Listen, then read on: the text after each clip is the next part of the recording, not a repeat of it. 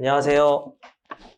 저는 메갈로이어스의 정현석 변호사입니다. 단추가 걸려가지고, 네, 정현석 변호사입니다. 첫 인사 망쳤는데 그냥 할게요. 강의만 안 망치면 되잖아요. 그죠? 우리 시험만 안 망치고 다 그러면 되는 거죠? 자, 저 인사만 망쳤습니다. 자, 오늘은 24년도에 있었던 육모, 팔모 기록형 모의 시험을 보는 날이고요. 요번에는 좀 여러 가지 현장 상황 때문에 사례형 강의가 대단히 길어졌어요. 그래서 거의 뭐 실제 시간이 한 4시간 반 정도 될 것 같아요. 자, 그래서 기록 강의가 좀 짧아질 것 같습니다. 그러다 보니 저는 한 번도 이런 스타일로 푼 적이 없는데 소장을 보면서 역추적을 하는 식으로 좀 정리를 해보겠습니다. 오늘의 목표는 명확합니다. 1번, 올해 24년도에는 3번의 기록형 모의 시험에서 어떤 쟁점이 나왔는지 거의 외우다시피 해본다. 2번, 그 중에 정변 입장에서 이게 내년에 정말 유력해 보인다라는 것과 요것의 변형 가능성과 인접 판례를 확실히 숙지한다. 뭐 똑같이 나올 가능성보다는 오히려 변형되거나 인접된 게 나올 가능성이 높고 또 사례로 나올 가능성들에 대해서 제가 열심히 말씀을 드리겠습니다. 그 정도? 그 다음에 3번 정도가 있다면은 제가 강의 방식을 바꿈으로써 그 효과는 많이 낮아졌겠지만 그래도 하여튼 어떻게 쓸 것인지를 좀 고민해본다. 오히려 그 효과는 높아질 수도 있겠네요. 제가 원래는 기록지만 계속 읽으면서 강의를 해요. 그래서 소장은 어차피 써놨으니까 집에 가서 봐 이렇게 하고 가끔 확인하고 기록지를 이제 풀어나가는 걸 좀 같이 해오는데 올해 7회에 걸쳐서 기록 실전에서 그것을 계속 하고 있기 때문에 여러분이 또 요번에는 이런 방식을 좀 취하도록 하겠습니다. 근데 이렇게 소장을 보게 되면 오히려 이게 막판에 좋을 수가 있는 게 문제지를 막 보다가 소장 각자 보라 그러면 또 안 보는데 소장을 보면 어떻게 쓸지가 좀 보일 수 있는 겁니다. 참고로 올해는 제가 채점 기준표에서 대단히 길게 나와 있는 걸 원래 제가 줄이는 게 일이었거든요. 근데 제가 좀 개인적으로 시간도 좀 없고, 채점 기준표에 있는 게 판례 긴 문장들을 그냥 뒀습니다. 그래서 그거를 제가 오히려 좀 줄여드리겠습니다. 강의를 하면서 이 자료에서 키워드를 추려보고, 여러분이 정리할 부분이 뭔지 알려드리는 시간으로 평소하고는 많이 다른 스타일의 강의가 될 것 같습니다. 자, 일단은 육모부터 문제지를 옆에 놓으시고, 그 다음에 해설을 보면서 제가 찾아가는데 근데 상담일지 정도는 읽읍시다. 네, 상담일지 정도는 읽읍시다. 상담일지 읽고 소장 있는 식으로 하면서 중요한 기록은 찾아보는 걸로 할게요. 자, 3페이지. 흑석동 토지 상담일지는 읽을 거예요. 참 바로 소장만 보면 또 너무 빨리 끝나니까. 그리고 1교시에 이제 6모를 다 끝내고 8모를 좀 절반 이상을 봐야 될 것 같아요. 8모, 10모가 뒤로 갈수록 좀 어려워졌어요. 6모는 좀 쉬웠고. 흑석동 토지는 자 의뢰인이 매수했다는 거죠. 매수인이라는 게 머릿속에 들어와야죠. 등기랑 인도를 받아야 된다. 그리고 여기 있는 장애물들을 다 치우고 싶다 이런 생각이 들겠죠. 등기든 점유든. 근데 내가 이제 박소유한테 샀는데 납원을 보니까 박소유가 매매계약하고 바로 해지한다고 통지했다. 이 해지는 이제 채무불이행 해지일 수가 있고 근데 이제 알고 보니까 이게 뭐 해약금 해지였나 그랬죠. 그래서 그런 요건들을 검토해야 매수인으로서의 권리를 계속 내가 관철시키려면 해제를 부정하는 게 일단 필요하겠죠. 그리고 그 상태에서 죽었고 상속인이 2명이 있고 근데 나의 채권자인 최진수가 나의 이 매매 소위 등 청구권에 가압류를 했다. 이건 너무 뻔하죠. 내년도 청구 취지 최 1등 뭐예요? 가압류 해제를 집행 해제를 조건으로 소유권 전등기를 구하는 게 13년간 나오지 않아서 가장 유력한 청구 취지인데 뭐 아니나 다를까 올해도 거르지 않고 변모로 치면 지금이 5번째 된 것 같네요. 나오는 게 이 청구 취지만. 자, 그리고 두 번째 사건은 일원본동 토지인데 이거는 매도라고 돼 있네요. 김효은에게 팔았고요. 그건 돈 받아야 될 문제인데 매도를 하고 등기를 넘겨줬는데 지금 이제 매매계약 당시에 토지에 맞춰진 김성수의 근저당권을 말소해 주기로 지금 내가 해줘야 되는데 말소가 안 됐다는 거죠. 그러니까 김효은이 아니 이거 왜 말소 안 해줍니까? 지금 매수인한테 욕먹고 있던 상황이죠. 그럼 내가 이전에 있던 근저당권을 말소하는 거죠. 뭐 이것만 봐서는 알 수가 없지만 제일 많이 나오는 게 소멸시효죠. 그럼 등촌동 상가는 김주성이 마제상에 대해서 그냥 다 남들이네요. 이렇게 보증금, 임대차 계약을 체결해서 뭐 보증금 받는 채권이 있을 텐데 그 페이지 한번 넘겨보시면은 임대하고 이제 인도를 해주고 했는데 납원에 보면 그 마제상이 임차인의 차임을 자꾸 연체하니까 김주성이 그 상태에서 의뢰인에게 매도했다. 그럼 내 역할 나왔네요. 지금 대항력 같은 거를 앞에서 알 수가 없었죠? 인도랑 사업자 신고는 뒤에서 봐야 될 거고 사업자 등록은. 근데 아마 그렇다면 내가 승계라고 물음표를 해놓는 거죠. 그러면 내가 임대인이 돼버릴 수가 있고요. 이제 마제상하고 임대차 분쟁을 마무리를 좀 해야 될 수 있겠습니다. 차임연체가 계속 이어지자 내가 이미 인정하는 것 같은데요. 의뢰인이 차임연체로 해지 통지를 했다는 것 자체가 뭐 아주 대반전이 있을 수도 있지만 기본적으로 임대인 지위는 승계했을 것 같습니다. 이것은 임대인의 입장에서의 임대차 분쟁이 된 것 같습니다. 그런데 너무 쉽네요. 폐업 신고를 하고 집기를 그대로 둔 상태에서 문을 잠그고 영업을 하지 않는다. 이건 뭐죠? 예, 뭐 실질이익의 문제가 되겠죠. 토지 임대차였다면 이렇게 건물에서 영업을 안 해도 요거는 실질이익이 있겠지만 요거는 또 내가 부당이득을 못 구할 수가 있을 것 같습니다. 자, 그런데 이슈가 좀 더 있네요. 천장에 1200만 원짜리 냉난방기를 설치한 것이죠. 이거에 대해서 부속매수청권을 행사한다는 내용 증명이 왔습니다. 이 부속매수청권은 기록에서 어떤 역할을 하나요? 동의항의 역할을 합니다. 이런 얘기들이 좀 중요한 거예요. 지상매수청권은 권리 소멸적 항변입니다. 지매청이 타당하면 이 목적물 반환 및 그러니까 토지 목적물 반환 및 건물 철거를 아예 할 수가 없어요. 나는 갑자기 매매 분쟁으로 변형이 되는데요. 부매청이 타당할 때는 내가 목적물인 건물의 인도를 여전히 구할 수는 있는데 이게 보증금하고만 동의항이 있는 게 아니라 부속물 매수대금하고도 동의항이 생기게 되는 것이죠. 부속 매수대금은 참고로 유치권은 절대 안 되죠. 그래서 동의항을 내거는 거라고 보시면 되겠습니다. 그리고 내가 한편 의뢰인에 대한 어떤 채권자가 있었어요. 그러니까 내가 임대인이니까 보증금도 주고 이제 인도를 받으려고 그랬더니 나의 금전 채권자가 내가 지금 못 받은 임차인 마재상에 대한 차임 채권 중에 3천만 원의 압류 및 추심 명령을 송달했습니다. 자, 요거 이제 딱 정리해 드릴게요. 이게 기록에 나올 때마다 사실은 그렇게 어려운 내용은 아닌데 헷갈리는 사람이 좀 많더라고요. 맞히는 사람이 더 많은 것 같긴 한데 지금 내 스탠스가 임대인이잖아요. 인도를 구하는데 보증금 동의항을 맞닥뜨릴 거 아니에요. 그러면 내가 차임을 공제하는 게 제 항변이잖아요. 이 주제, 내가 차임을 공제하는 거에 있어서는 그 차임이 압류가 되든 추심이 되든 전부가 되든 양도가 되든 확통이 있든 뭐하든 간에 무조건 공제죠. 그러니까 차임 채권을 내가 내세운 이유가 공제를 하기 위한 거라면 이 차임 채권에 있는 여러 가지 압류 등은 신경 쓸 게 아니에요. 근데 이거는 또 좀 잘 하시는데 그게 아닌 경우, 예를 들어서 내가 임차인이라고 해볼게요. 뭐 임대인으로 계속 예를 들어도 되지만 내가 임차인이면은 종료했을 때 내 권리는 보증금 반환이란 말이에요. 근데 이 보증금 반환 채권에 가압류나 압류가 된 것까지는 신경을 안 써요. 근데 추심명령이나 전무명령이 일부가 이루어지면 그건 내가 못 받는 겁니다. 이해되시나요? 네, 그러니까 내가 지금 보증금을 청구를 하려고 그래, 지급을. 근데 그게 추심명령이나 전부명령이 일부분이 되면 그거는 각하되거나 기각될 거 아니에요. 그러니까 되게 쉬운 얘기예요. 근데 우리가 또 복잡하다 보면 잘 하시는 분들도 획가닥 하거든요. 그래서 명확하게 하셔야 됩니다. 차임채권도 마찬가지인데 차임채권 그런 소송은 잘 없지만 차임채권을 청구할 수도 있잖아요. 소송물로. 근데 그 차임채권의 일부가 추심명령 같은 게 되면 어떻게 되죠? 그거 청구 못 한다고요. 이해되셨죠? 지금은 임대인의 스탠스에서 이 차임을 내가 받겠다는 그 청구를 하려는 게 아니라 공제를 하는 거니까 여기에 있는 추심명령, 전부명령 할아버지가 와도 이거는 신경 안 쓴다는 겁니다. 그 심지어 모두 신경 안 쓰죠? 소멸시효도 신경 안 써요. 소멸시효 완성됐어도 공제하잖아요. 그러니까 이 공제의 강력함을 여러분이 머릿속에 가지고 계셔야 됩니다. 근데 그거랑 지급 청구하는 거하고 다르죠. 지급 청구할 때는 추심명 전부명령. 근데 그게 그 일반 대여금 지급 청구할 때 추심명 전부명령 잘 쓰셔. 근데 뭐 보증금에 대한 일부에 대한 전부명령 추심명 나오면은 야 이거는 그래도 청구하는 거 아니었던가? 막 이런 얘기를 한단 말이에요. 다시는 해서는 안 될 실수입니다. 많은 분들이 이미 그런 실수를 안 하는 것 같아요. 근데 일부가 실수를 하실 수 있기 때문에 잘 하시는 분들도 그 실수하는 거 보고 제가 좀 놀랐어요. 자, 그래서 이거는 아마 무시하게 될 가능성이 좀 있습니다. 마지막으로 전부금인데요. 오태식이가 나왔네요. 자, 오태식이가 강익수에게 이름 지을 게 없어가지고 하기가 되죠. 6천만 원에 매도한 가구에 대해서 이제 아마 오태식이는 오태식이라고 부르면 죄송합니다. 뭐예요?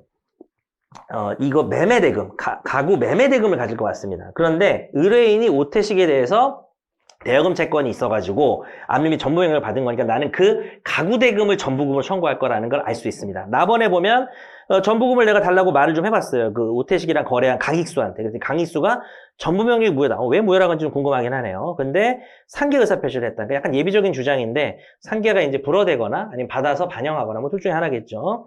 자, 그리고 상계 도달 날짜도 나와 있습니다. 사건관계는 주장입니다. 첫 번째는 매수인이었고요. 매수인으로서는 해약금 계약에 의해서 해지됐다고 얘기를 합니다.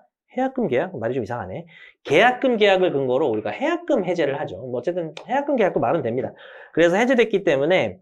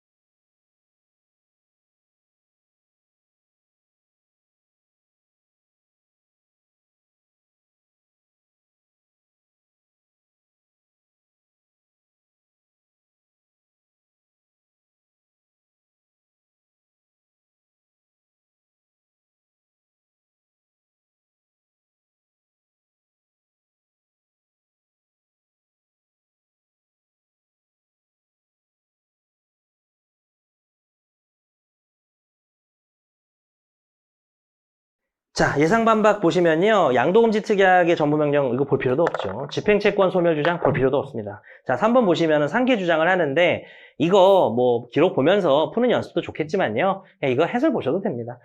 이거 뭐예요? 압류 및 전부명령 받은 사람에게 자신이 오태식에 대해 가지는 채권으로 상계한다는 건 뭡니까? 498조죠. 뭐 검토하셔야 됩니까? 제일 중요한 건 압류 및 전부명령 송달 시점입니다. 여러분 주의할 점 추가해 드릴게요. 이 문제랑은 상관이 없지만 가압류를 거쳐서 본압류 및 전부명령을 했다면 가압류 송달 시점이 중요할 겁니다. 압류와 전부명령을 분리시켜서 했다면 압류 송달 시점이 중요하겠죠.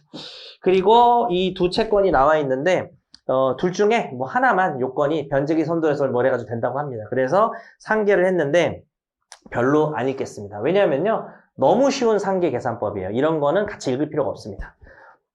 상계가 약하신 분들은 좀 한번 읽어보는 그런 건 있을 것 같습니다. 자, 6모를 이 정도로 보내드리고 8모 이어서 보겠습니다. 자, 8모 상담일지 읽을게요. 일단은 4페이지인가요? 이 겨울왕국이죠, 얘가. 자, 보겠습니다. 아랜데. 자, 딸이 있나봐요, 교수님이. 첫 번째, 하남시 건물 전세권 설정 등기입니다. 아, 이게 마음에 들어요. 아, 이거 진짜 마음에 듭니다. 일단 제가 2021년도에 나왔던 전세권 근저당권에 관한 판례가 매우 유력하다고 보고 있는 와중인데, 그래서 그동안 사례형 모의시험 문제를 만나게 되면, 이거 냈지. 근데, 좀 별론데? 내가 생각할 때는 이렇게 좀 잘 낼 수 있는데, 항상 이런 생각을 했는데, 이번 기록 문제는 제가 생각을 못했던 거를 내가지고, 역시 교수님은 교수님이구나, 라는 생각을 했습니다. 그래서 진짜 많이 배웠습니다. 제가 이걸 하면서. 사례형 모의시험에서는 제가 요 정도를 원했는데, 맨날 여기서 끝나요. 요 정도를 못 보다가, 이거하고 좀 다른 재질로 뭔가 좀 넘어선 문제가 나온 거예요. 그래서 이거 좋다라는 생각을 했습니다. 일단 여러분이 기록을 다 읽지 않아도 상담일지 읽은 다음에 제가 설명을 통해서 문제를 내볼 테니까 여러분이 테스트하는 기회는 있을 수 있습니다. 자, 그래서 보시면은 그 첫 번째 사건을 보니까 의뢰인이 정소윤에게 건물을 임대를 해요. 임대를, 그죠? 임대를 했는데 전세금을, 이게 보증금이 1억 원인데 전세금을 1억 원 하는 괜히 전세권 설정 등기 해준다고 why 이렇게 해야죠, 그죠? 근데 거의 높은 확률로 임대차 보증금 담보할 목적일 것 같아요. 그런데 좀 지켜봐야 됩니다. 자, 그래서 요게 보시고, 그런데 나번에 보니까 정서윤이 자신이 갑자기 이제 이정호라는 사람이 나왔고요. 대여금 채권, 왜 나온지 알 것 같은데 담보하려고 방금 말한 전세권에 관해서 최고액 1억 원으로 근저당권 등기를 맞추었습니다. 이정호가 근저당권 등기에 기해서 전세금 반환 채권 1억에 대한 물상대위에 의한 압류 및 추심 명령을 받았고, 이게 송달됐다. 아주 좋습니다. 이제 그리고 물상대위가 이렇게 기록에 본격적으로 등장함으로써 물상대위 목적의 압류 혹은 추심 전부 명령이 어떻게 생겼는지 좀 보는 기회가 될 것 같은데 이따가 보도록 하고, 답은 의뢰인은 이정호에게 정소윤이 나한테 준 보증금 1억 원에서 얘가 연체한 차임 1,000만 원을 공제한 9,000만 원을 지급했다. 네, 이거죠. 자, 그래서 이 문제가 너무 좋기 때문에 얘를 따로 볼 거예요. 6페이지 보겠습니다. 의뢰인 희망사항 및 관계인 주장을 좀 적어놓으니까 한꺼번에 몰아놓으니까 좀 편하네. 1번. 의뢰인은 정서윤 명의의 전세권을 말소하는데 필요한 모든 청구. 필요한 모든 청구? 전세권 등기를 말소하려면 전세권 등기 말소만 하면 구하면 되는데, 아까 봤다시피 전세권 근저당권자가 있잖아요. 그러면은 전세권 근저당권은 전세권 등기에 대한 부기 등기로 되어 있습니다. 그래서 사실 전세권 저당권 등기를 직접 말소를 구해도 안 되진 않아요. 다만 이제 관례상으로 이제 부기 등기에 대해서 하는 것처럼 이 전세권 설정 등기라고 하는 주등기의 말소에 대해서 승낙을 하라는 청구를 하는 게 좀 일반적이긴 한 것 같아요. 그래서 내가 정소윤 명의의 전세권 등기를 말소하는데 필요한 청구라면은 정소윤에 대한 전세권 말소, 그리고 이정호에 대한 그 전세권 말소에 대한 승낙을 구할 수 있습니다.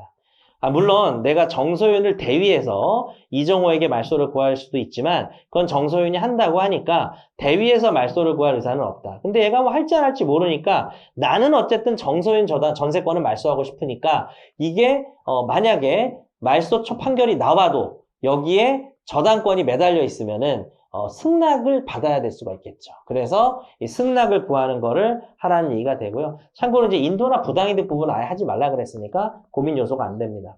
근데 나번에 보니까 잘 봐요. 정소윤하고 이정호가 지금 쌍으로 뭐라고 하느냐. 정소윤의 전세권 등기는 보증금 담보를 위한 것으로서 적법 유효하다. 맞나요? 무조건 맞습니다. 전세권 설정 등기는 담보 물건이 역할이 가능합니다. 이걸 아셔야 돼요. 전세권, 저당권 얘기하는 거 아니야, 나 지금. 전세권 등기가, 제가 일부러 전세권 설정 등기라 짧게 얘기해요. 바로바로 직관적으로 느끼시라고. 전세권 등기가 담보 등기, 담보 물건이에요. 용의 물건이랑 성격을 겸해요. 그래서 임대차 보증금 담보 목적으로 전세권 등기를 하면 아무 문제가 없어요. 아무 문제가 없는 게 어떤 판례가 있죠?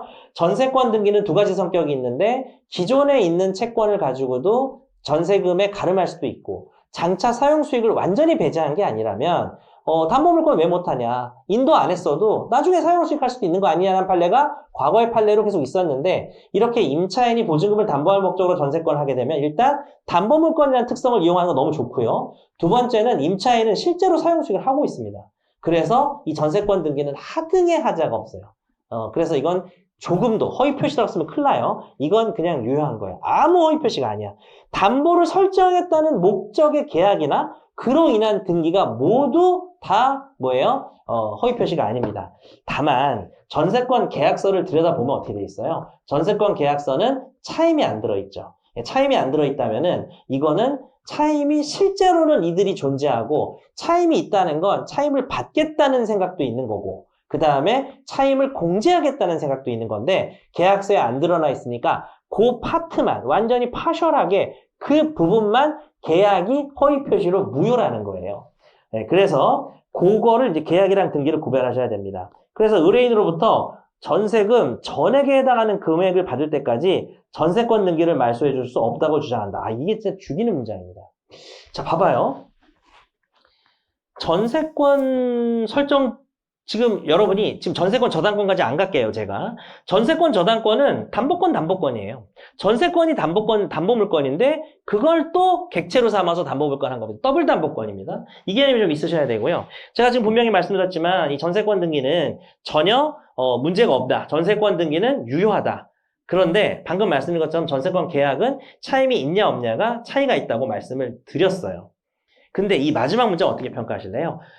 전세금 전액에 해당하는 금액을 반환받으게. 분명히 아까 내가 1억 원 중에 차임을 리얼로 연체해서 1,000만 원을 빼고 9천을 줬는데 왜 1,000만 원 안 주냐는 거죠. 이 주장은 맞아요, 틀려요? 나머지를 반환할 때까지 전세권 등기를 말소해 줄 수 없다. 맞아요, 틀려요? 제가 여기서 가장 감동한 포인트고요. 사람을 나눠야 된다는 겁니다.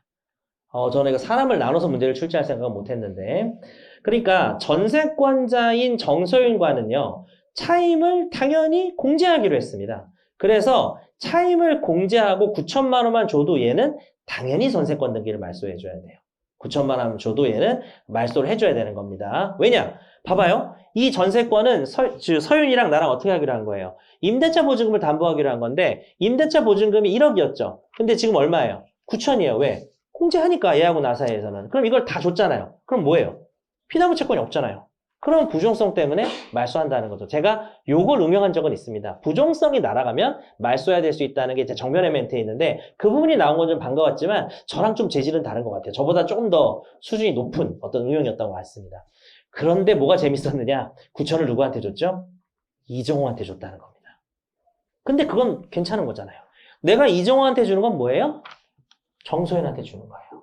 왜냐하면 이정호가 물상대위로 추심명령을 받았기 때문에. 그래서 정소연한테 난 이렇게 외칩니다. 나는 이정호에게, 즉 너에게 9천을 줬으니 공제를 할 수 있기 때문에 빨리 피담보 채권 사라진 전세권, 이미 뭐 기간도 끝났어요. 기간 끝났지만 담보물건으로 남아있던 건데 말소하라는 말이 가능한 거죠. 자, 그런데 이정호하고는 어때요? 이정호는 추신금을 받고 싶어 합니다.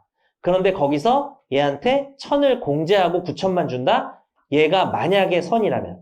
달리 말해서 내가 이 사람이 악이라는 거. 어떤 점? 이게 임대차 보증금을 담보 목적인 전세권이라는 거를 알았다는 걸 내가 입증하지 못하는 한 얘에 대해서는 공제 주장을 못하니까 얘한테 내가 9천 줬으니까 됐지 라고 말할 수는 없는 거죠.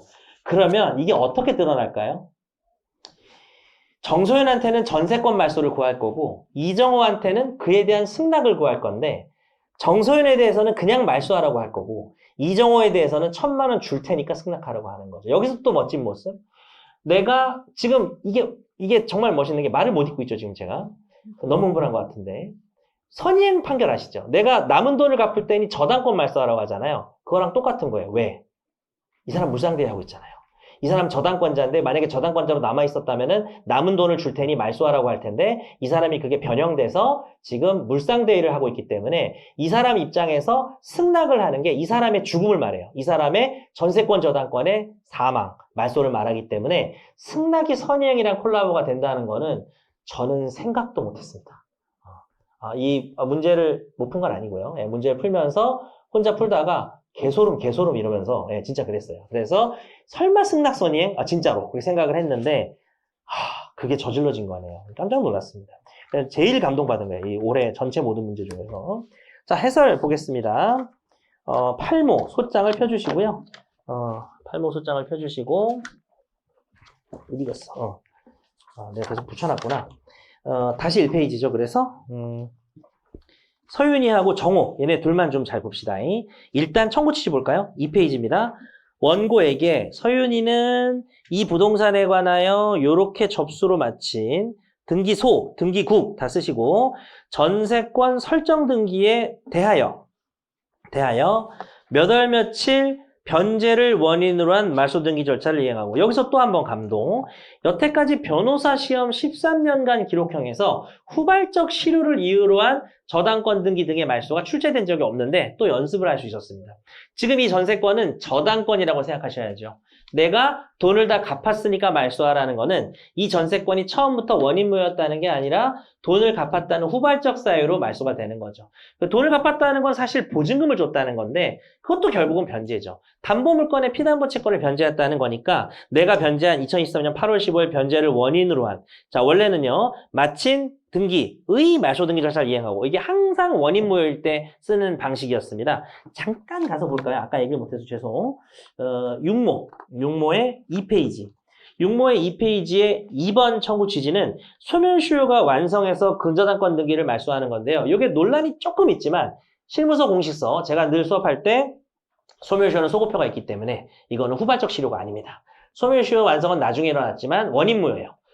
그래서 소송물적으로는 소멸시효 완성이나 허위표시나 103조 위반 다 같은 거고요. 이거랑 다른 소송물이 지금 보고 계시는 전세권이라 더 어렵습니다. 저당권을 말하는 거예요. 이건 일종의 저당권이죠. 일종의 담보물건입니다. 이거 반드시 숙지하세요. 각조 4번에 후발적 실효 사유 출제가 안 돼서 정말 연습을 꼭 해두셔야 됩니다. 그리고 우리 서윤이한테는 내가 어쨌든 돈 갚았으니까 당장 말소하라는 단순 말소를 구하고 있습니다.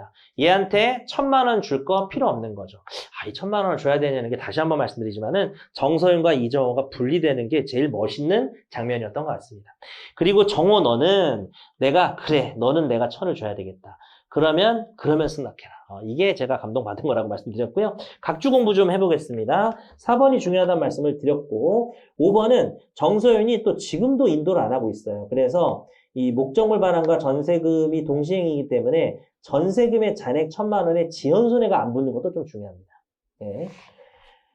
그 다음에 그래서 이 부분이 여러분 이게 전세권을 종료하는 부분이면 인도랑 전세금이 뭔가 동의한 관계가 있었을 텐데 어차피 정서윤은 줄 전세금이 없잖아요. 얘는 공제를 했으니까. 근데 이 사건은 인도를 구하는 사건이 아니에요. 그러니까 이 사건은 뭐냐면 어떻게 보면 담보물권을 없애는 사건인 거죠. 전세권인데. 그리고 실제 시험에서는 전세권의 용익성도 좀 강조가 되고 담보권성도 강조되는 복합적인 문제가 나올 수도 있겠죠. 자, 그 다음에 각주 6번입니다. 잘 봐요. 네, 여기다가 좀 열심히 썼죠, 제가. 별표. 이정호는 전세금의 물상대위로 추신금을 구하는데 이거 별표 2개 하세요. 원고는 이미 1억 원 중 연체차임 1,000을 공제하고 9,000을 이정호에게 지급했고 다만 이정호가 허위표시 선의 제함자이므로 1,000만 원을 공제 주장할 수는 없었던 것이고 그렇다면 원고는 아직 이정호에 대해서는 1,000만 원의 지급 의무가 남아있다. 그런데 원고는 이정호의 전세권 저당권을 좀 말소하고 싶고 이것은 결국 정서윤의 전세권 등기 말소에 대한 승낙 형태로 구할 것인데 그러려면 이정호가 전세권 저당권의 만족을 얻기 위한 실행에 해당하는 물상대위로서의 추신금 청구에서 전액을 지급을 해줘야 얘가 말소에 승낙을 한다는 거죠. 나름대로 좀 설명을 열심히 해봤는데 별표 2개를 하셔서 잘 숙지하시기 바랍니다. 그 다음에 우리는 각주 7번. 법리상 원고가 정소연에게 전세권 등기 말소를 보전하기 위해서 대위할 수도 있으나 그건 안 한다 그랬어요. 이건 별로 중요한 거 아니네. 자, 그 다음에 청구 원인 읽어보겠습니다. 4페이지. 피고 정소연에 대한 전세권 등기 말소와 이정호에 대한 승낙 청구입니다. 여러분 이제 감원 제목 같은 거 신경 쓰지 마세요. 그냥 청구 원인 이렇게 써도 돼요. 아무도 이거 점수 신경 안 씁니다. 근데 제가 그냥 뭐 좀 눈에 띄기로 하고 써드린 거예요. 그냥 그 교재니까 그래도. 자, 원고는 이 날짜에 정소연에게 이 부동산에 임대차를 한 거죠. 이렇게 임대하고 그 다음에 전세금 1억 원으로 전세권 설정 등기 맞춰준 것까지 한 번에 하시고, 근데 정소연이 여태까지 차임을 1,000원 안 준 게 있었다. 다음 달락, 피고는 이정호에게 이 전세권에 관해서 최고액 1억짜리 또 근저당권을 해주더라. 다음 달락, 이정호는 전세권 존속기간 만료되니까 이런 식으로 물상대회를 하더라. 원고는 보증금 1억 원에서 정소연의 연체차임 1,000만 원을 공제한 9천만 원을 내가 추심 채권자한테 줬어요. 그죠? 추심 채권자인 이정호에게 지급했고, 이로써 뭐예요? 전세권 등기의 피담보 채권인 전세금 소멸했습니다. 요거 채점기준표에 있던 표현이고요. 내가 정호한테 9천만 주면 서윤이의 전세권은 소멸했다는 겁니다. 각주 14번이나 15번. 각주 14번은 채점 기준에 있는 거 베낀 거예요. 이거는 전세금으로 쓰든 보증금으로 쓰든 상관이 없어요. 지금 이게 여러 가지 이중적 성격이기 때문에 이런 거 별로 따질 필요 없습니다. 교수님도 감점 안 한답니다. 자, 각주 15번을 제가 좀 열심히 썼는데 별표입니다. 원고의 추심 채권자 이정호에 대한 이 별표 2개 하세요. 9천만 원을 지급한 것은 1번 후술하는 것처럼, 아니 전술을 했는데 허위 표시에 대한 선의 제3자인 이정호에 대해서는 1,000만 원이 모자란 것이지만 임대차 계획의 당사자인 정소연에 대해서는 전액을 지급하게 된다. 이에 따라 정소연에 대한 전세권 등기 말소는 단순 말소가 됐고 이정호에 대한 승낙은 선의액이 된 거다. 여기 지금 가장 어렵고 중요하다 이런 얘기를 했습니다. 자, 뭐 이쯤 됐으면 다 이제 충분히 들으셨죠? 너무 강조를 많이 해가지고. 다음 달랑 원고는 따라서 정소윤은 이렇게 변제 원인으로 말소를 하는 거고, 그 다음에 이제 한꺼번에 이정을 처리했어요. 목차를 나눠도 되지만, 여러분이 이게 이제 이걸 말소하고 얘가 승낙을 하는 거는 여러분 자유입니다. 목차를 나눠도 되고 그냥 이어서 써도 됩니다. 그런데 이 사건 전세권 설정 계약은 사실 이거 너무 길어요. 그냥 채점 기준표 제가 안 줄였는데 판례 요지 그대로입니다. 외관상으로는 차임 약정이 있지만 뭐 없어서 불이치 부분이 허위 표시고, 근데 뭐 이정호한테 유리한 얘기라서 나도 얘기하면서 기분이 안 좋지만 얘기를 해줘야죠. 왜냐하면은 얘가 선의 제함자니까 얘는 1,000만 원은 추가 지급할 의무가 내가 있는 거 인정한다. 그래서 그런데 자, 요 부분 제가 채점기 좀 바뀌었어요. 자, 별표 한번 해볼까요? 한편 현재 피고 이정원은 귀하의 어떠한 청구에도 응할 수 없다고 하며 추후에 내가 1,000만 원을 줘도 승낙을 안 하래요. 그래서 미청필이 있다는 거죠. 미청필 꼭 쓰시고요. 근데 이제 채점 기준 되게 이상하게 돼 있어요. 채점 기준은 그냥 이정원은 뭐라고 돼 있더라? 승낙 의무가 없다고 주장할지 그게 아니고 각주 19번. 이정호가 승낙을 거부하고 있으므로 이렇게 돼 있어요. 승낙을 거부하는 게 중요한 게 아니고 내가 1,000만 원을 주면 승낙하라는 소송은 아니 그럼 1,000만 원 주고 하세요. 그러니까 제 1,000만 원 줘도 안 할 걸 이거예요. 근데 편지를 읽어보면 저는 귀하에 어떤 청구에도 응할 생각이 없다고 돼 있습니다. 그걸 써야죠. 채점 기준을 수정했습니다. 그 다음에 자, 그렇다면 이정호는 전세권 등기 말소 등기에 대해서 등기상 이행한 제3자니까 1,000만 원 줄 테니까 그 다음에 나한테 이 사건 전세권 설정 등기 말소를 하라는 거죠. 그리고 원고에게라는 것을 꼭 써주셔야 됩니다. 물론 앞에 청구 취지는 2명을 묶으면서 원고에게가 맨 앞으로 나왔습니다. 근데 소결을 쓸 때는 그렇게 소결의 형식이 그렇게 중요한 건 아닌데 소결도 청구 취지의 어떤 거울이기 때문에 원고에게라고 쓰시기 바랍니다. 이걸 왜 하느냐? 채점 기준표에 없더라고요. 원고에게가. 이렇게 얘기를 해봤습니다. 자, 하여튼 뭐 제가 채점 기준을 자꾸 뭐 비판을 하는데 비판을 하는 게 중요해서 하는 거지. 이런 문제 보면은 저는 이런 문제 못 만들어요. 정말 잘 만드셨습니다. 이제 만든 거 비판하는 건 쉬워요. 눈에 잘 보이니까. 근데 이거 해드려야죠. 여러분이 그 부분에서 득점을 하셔야 되기 때문에. 정소연 예상주장 반박은 변제되지 아니한 거 1,000만 원 지급할 때까지 말소할 수 없다라고 주장할 것으로 예상이 되는데 임대차 계약에서 보증금 반환 채권 담보 목적일 때 전세권 등기는 유효하고 그래 네가 담보하는 거지. 근데 공제를 하는 거 아니냐. 그래서 이게 좀 재밌었던 게 이거 채점 기준표랑 똑같은데 각주 21번 뒷페이지에 각주 21번 붙어있는 이 문장 25페이지에서 넘어가는 이 문장이 뭐라고 되어 있냐면은 지금 이거 어떻게 쓸 거예요? 야 내가 차임 공제하고 9천을 걔한테 줬으니까 너 말소해야 돼. 이거 어떻게 쓸 거예요? 아까 그 최신 판례에 뭐라고 되어 있냐면 허위 표시라는 걸 얘기할 때 뭐라고 하냐. 우리 둘은 차임을 공제하는 게 합치된 의사인데 전세권 계약서에는 그게 없으니 허위 표시다. 거기서 그 합치된 의사만 가져온 거예요. 우리 둘이 차임을 공제하는 게 우리의 의사 아니었니? 그래서 공제한 거야. 공제하고 9,000원 줬으니까 말소 이렇게 한 거죠. 이런 것도 되게 좋았습니다. 제가 쓴 게 아니고 채점기준표가. 자, 그 다음에 정소연이 뭡니까? 원고에게 1,000만 원을 바로 줘야 된다고 하시면 되겠습니다. 그래서 이게 좀 중요해서 봤고요. 두 번째 사건까지 보고 좀 쉴까요? 두 번째 사건, 세 번째 사건 뭐 간단할 것 같아가지고. 자, 우리가 지금 팔모를 보고 있었죠? 팔모에서, 근데 요거 하나 구경합시다. 10페이지. 기록 10페이지. 팔모 기록 10페이지에는 압류 및 추심 명령, 평범한 압류 및 추심 명령인 것 같았는데 2위에 보니까 채권자는 별지 목록 기재 전세권에 관한 근저당권자로서 전세권의 기간 종료에 따른 물상대위권 행사하기 위하여 민지법 273조에 의해서 담보권 존재 증명 서류를 제출하였으므로 주문과 같이 결정한다. 이게 뭐예요? 우리가 드물게 거의 보지 못했던 희소했던 물상대위를 본질로 하는 채권 압류 및 추심 또는 전부 명령이 됩니다. 그래서 이런 것들 그냥 한번 보는 의미는 있을 것 같고요. 9페이지, 앞페이지 보시면은 전세권 저당권이 부기등기로 되어 있다는 거. 왜 1-1이지? 2지? 1-1 아닌가? 뭐 어쨌든 부기등기로 되어 있다는 거 기억을 하시기 바랍니다. 자, 이제 상담일지 볼까요? 하익동 토지. 의뢰인이 김한성에게 토지를 팔아요. 그럼 난 매도인이야, 매도인. 그 계약금 중도받으면 잔금을 받으려고 하겠죠? 근데 그 사람이 죽어요. 그리고 자녀들이 상속을 모두 포기해요. 알 것 같다, 그죠? 자녀들이 상속 포기하고 배우자 임의자가 이 사람은 포기를 안 했죠. 그럼 이 사람 몰빵이 되는 게 최판이죠. 뒤에 이제 읽다 보면 손자녀가 있는데 이 할머니가 손자녀 물귀신 작죠. 손자녀 진짜 어린데 손자녀랑 좀 나눠야 되는 거 아니에요? 이렇게 얘기를 하지만은 아닙니다. 요거는 과거의 판례고요. 혼자 다 부담하세요. 이렇게 된 겁니다. 자, 그리고 해지되었다는 건 또 따져보면 될 것 같습니다. 3번 사건도 볼까요? 한남동 창고입니다. 자, 이게요. 의뢰인은 한남동 토지의 소유자예요. 이게 이제 도면도 사실 그 앞쪽에 상담일자 앞쪽에 2페이지에 요 토지가 있는데 여기 이 한남동 이 토지 이걸 앞으로 한남동 토지라고 부를 거예요. 근데 소장에서는 이 창고가 있는 부분만 또 한남동 토지라고 불러요. 그렇게 약어를 쓰는데 어쨌든 이 한남동 토지가 내 거예요. 소유자예요. 근데 이정원한테 샀는데 아렌델 공화국이 인접 토지는 옆 토지잖아요. 거기 지상 건물을 이제 뭐 대사관으로 쓰고 있는데 이 대사관 쓰다가 창고가 필요한가 봐, 얘들이. 그래가지고 다번에 보니까 이쪽 부동산 내 옆쪽 토지가 승낙을 얻더니 이정은이 소유하던 시절에 지금은 내가 소유하는 그 토지에 승낙 얻어가지고 뭐 나는 싫은데 창고를 지어놓은 거죠. 창고는 미등기 상태입니다. 그렇게 됐을 때 지금 이민국이 해놓고 아렌델 공화국에게 아까 공화국이 있는 공화국이 아니죠. 옆 토지와 그 대사관 건물을 팔 때 창고도 같이 판 거죠. 그러니까 뭐 굳이 그림을 그리면 여기가 이제 원고스. 근데 여기는 옆 토지예요. 인접 토지. 인접 토지에도 건물이 있어요. 요걸 지금 다 이민국이 소유하다가 아렌델 공화국에 파는데 그 당시에 여기 원고 앞에 다른 사람이 소유할 때 여기다가 괜히 창고를 이렇게 지어놓은 거죠.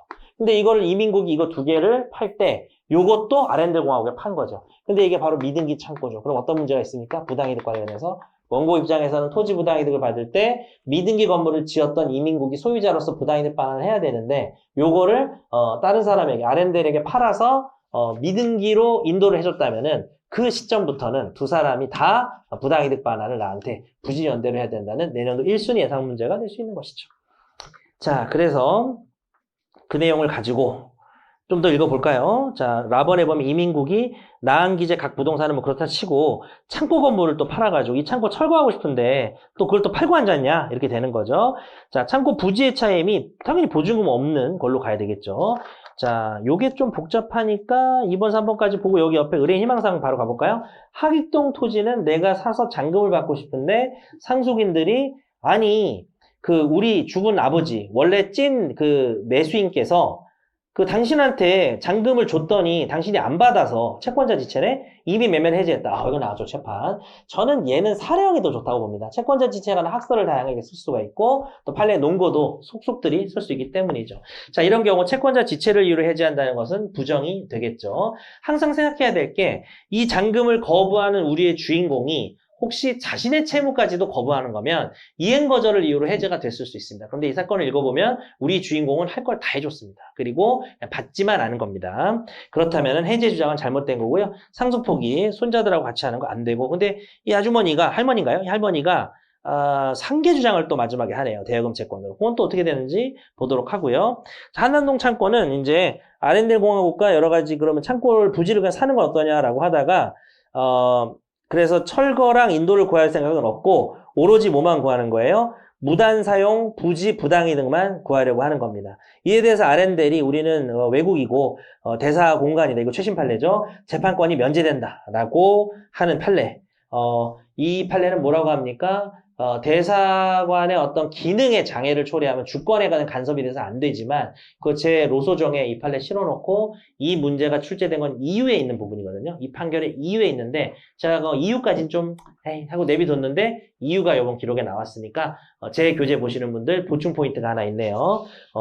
부당이득 반환한다고 해서 무슨 그 대사관이 업무에 주권 침해되는 건 없다라는 겁니다. 그래서 이거는 가는 거예요. 그런데 철거는요, 어차피 안 한다 그랬지만 철거 구하면 이거는 주권에 대한 간섭이 될 수 있겠죠. 자, 그리고 해설에서 몇 개, 여기 빨리 보고 잠깐 쉬겠습니다. 자, 해설을 보시면은 15분 맞지? 19분. 네. 해설은 어디를 보시느냐? 일단은 이미자 씨 6페이지를 먼저 보겠습니다. 6페이지. 김한성에게 뭐 판 내용 그냥 보시면 될 것 같고, 그 다음에 김한성이 죽었고, 상속인들이고, 단독 상속됐다. 일단은 이 할머니가 뒤에서 손자들도 좀 같이 여기서 내가 반박할 내용을 좀 남겨놔야 돼서 여기 자세하게 채판을 쓸 건 아니고 그냥 여기는 좀 쿨하게 그 뭐 아들들이 포기했으니까 혼자 상속한 거죠 이렇게 얘기를 해버립니다. 그 뒤에서는 이제 손자녀가 등장했지만 아니 그거 아니에요 라고 반박을 할 생각으로 약간 이제 배분을 해주는 게 좋겠죠. 한 군데 다 쓰지 양쪽에 다 쓰지 마시고. 그래서 이게 1응 4,200만 원이라고 되어 있어요. 근데 이 할머니가 상계를 성공하잖아요. 그래서 제가 아까 옆에 이제 상계항변의 일부 반영 요걸 좀 안 쓰긴 했는데 뭐 생각나면 쓰면 되고. 자, 그래서 상계에 의해서 굴절될 때는 이와 같이 1응 하여튼 4,200만 원을 줘야 된다는 거고 내가 그 인도를 안 했나 봐요. 그래서 인도를 받은과 동시에 한다는 내용이 나와 있습니다. 자, 일단 채권자지체 해제 주장 말이 안 된다는 거 보시면 될 것 같고요. 항변반박에서 손자녀랑 같이 하겠다. 예, 보시면 될 것 같습니다. 최신 판례입니다. 상계항변은 지금 요 내용을 한번 보겠습니다. 피고 임의자는 강해주에게 이렇게 돈을 대여했는데 원고와 강해주가 공동으로 거주하는 거주지에 임대차 보증금에 강해주가 지금 이제 부부란 말이에요. 그러면 같이 거주하는 보증금이라면 원래 강해주라는 내 아내가 빌렸지만 이거는 일상가사 연대니까 원고도 책임이 있는 거죠. 그래서 이걸 여러분 잘못 생각해가지고 아니 내 아내가 빌렸는데 내가 뭔 상관이 이래버리면 이제 상계를 쳐버리는 건데 갑자기 이제 나랑 아내가 연대 채무자가 되면서 그 중에 이제 나에게 상계를 한다는 건 내가 받아줘야 되는 것입니다. 그래서 상계 적상하고 상계 계산 자체는 막상 내용이 없습니다. 그래서 올해 680모의 특징은 상계 계산은 별게 없어요. 상계에서 대단히 어려운 계산이나 충당해서 이건 몰랐지 이런 게 전혀 없습니다. 따로 좀 연습을 해보시면 좋을 것 같고요. 자, 요거 청구 취지를 좀 보기는 해야 될 것 같아요. 청구 취지는 이미자인데 2페이지 보시면은 이미자는 인도받은과 동시에 지급하라고 했을 때 인도받은 건 왜 들어갔던 사건이냐면 각주 8번.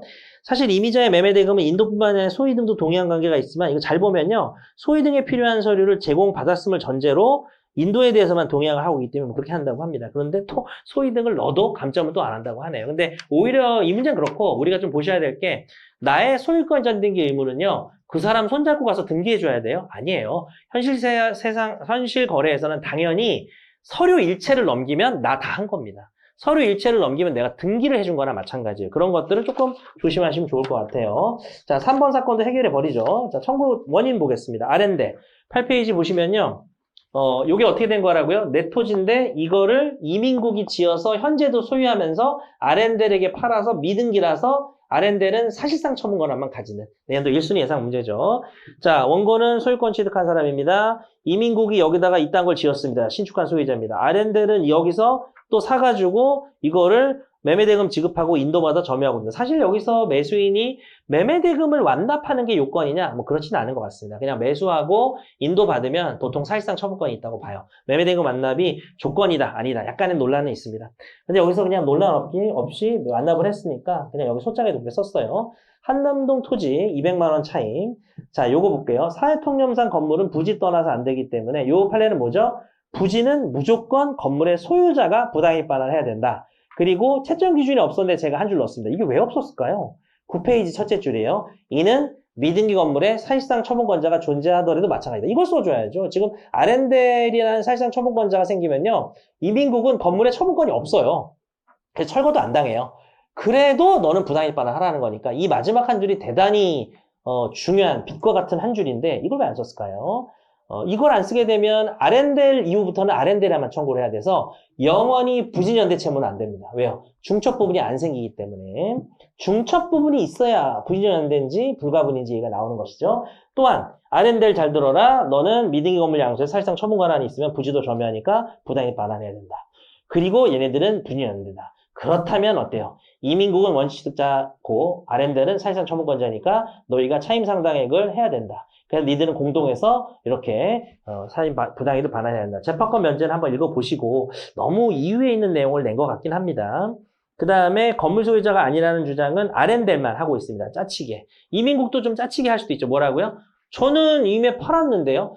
그러면 반박도 해주는 거죠. 근데 그 주장을 이민국이 안 해도 이민국한테 청구할 수 있는 원인을 쓸 때 팔아 넘겼어도 이민국이 계속 발생한다는 걸 써주셔야 돼요. 그 다음에 이제 소멸시효 주장은 뭡니까? 3년의 시효가 적용된다. 자, 얘 뭐라 그랬냐면 아렌델이 차임상당 부당이득이 월 단위 아니야? 우리가 보통 월 단위로 쓰잖아요.